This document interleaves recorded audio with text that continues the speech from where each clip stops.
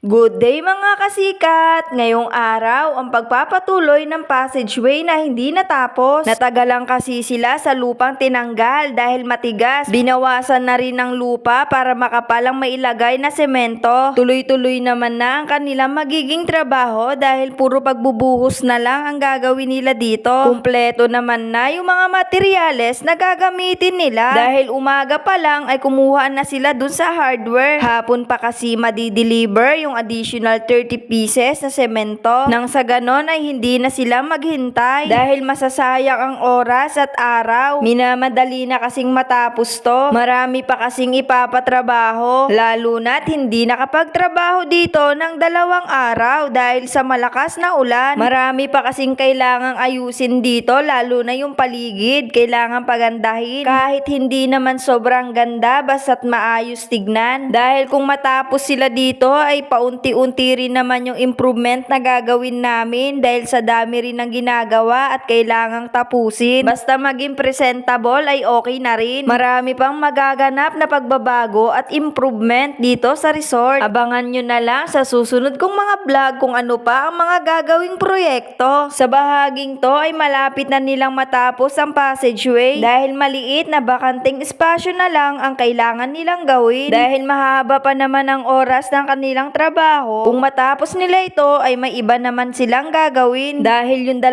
helper ay maghuhukay muna ng lupa, kailangan kasing patagin. Samantalang yung mason naman, yung hagdan naman ang kailangan niyang ayusin dahil iba kasi yung forma ng hagdan. Delikado para sa mga taong hindi pa kabisado para maiwasan na rin yung disgrasya. Kaya ito pinaayos na. Marami pang lupang tatanggalin. Ilang araw pa ang igugugol para trabahuhin at dumating na ang delivery truck. Ano kayang nakapagbago ng isip nila at hindi na nila nilalapag dito sa harap? Doon na kasi nila nilalagay malapit sa pinagtatrabahuhan sa ibaba. Hindi tulad nung nag-deliver sila ng 2 beses dito ay inilagay lang sa harap. Ito ay may iba pang gagawin itong mason. Ito kasing bahagi ng hagdan sa gilid ay wala pang pundasyon. Ewan ko ba kung anong istorya kung bakit wala ito. May problema yata yung unang gumawa ng hagdan dito.